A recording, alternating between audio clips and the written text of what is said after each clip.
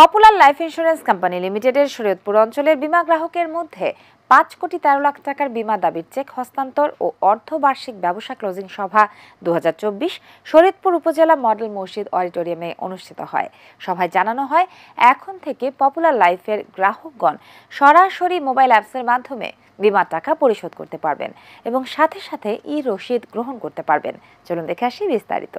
Popular life insurance company লিমিটেডের শরীয়তপুর অঞ্চলের বীমা গ্রাহকের মধ্যে ৫,১৩,০০,০০০ টাকার বীমা দাবি চেক হস্তান্তর ও অর্ধবার্ষিক ব্যবসা ক্লোজিং সভা ২০২৪ শরীয়তপুর উপজেলা মডেল মসজিদ অডিটোরিয়ামে অনুষ্ঠিত হয়। অনুষ্ঠানে প্রধান অতিথি হিসেবে উপস্থিত ছিলেন কোম্পানির ব্যবস্থাপনা পরিচালক ও সিইও এবং বাংলাদেশ ইন্স্যুরেন্স ফোরামের প্রেসিডেন্ট বিএম ইউসুফ আলী। বিশেষ অতিথি হিসেবে উপস্থিত ছিলেন কোম্পানির অতিরিক্ত ব্যবস্থাপনা পরিচালক বিএম শওকত আলী। অনুষ্ঠানের সময় বক্তব্য রাখেন ঊর্ধ্বতন উপব্যবস্থাপনা পরিচালক সৈয়দ মোতাহার হোসেন, নওশরী নাইম ও হাবিবুর রহমান, প্রকল্প পরিচালক মোহাম্মদ জাহাঙ্গীর হোসেন ও মোহাম্মদ মুখলেসুর রহমান। কোম্পানির শরীয়তপুর জেলা সমন্বয়কারী সৈয়দ জাকারিয়ার সভাপতিত্বে অনুষ্ঠানে কোম্পানির ঊর্ধ্বতন কর্মকর্তাবৃন্দ ও গ্রাহকগণ উপস্থিত ছিলেন।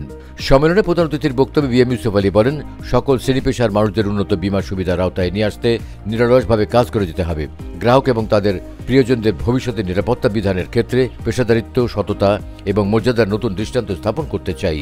এটি আমাদের অঙ্গীকার। তিনি কোম্পানির উন্নয়নের ধারা অব্যাহত রাখার জন্য সবাইকে নিষ্ঠার সাথে কাজ করে যাওয়ার আহ্বান জানান।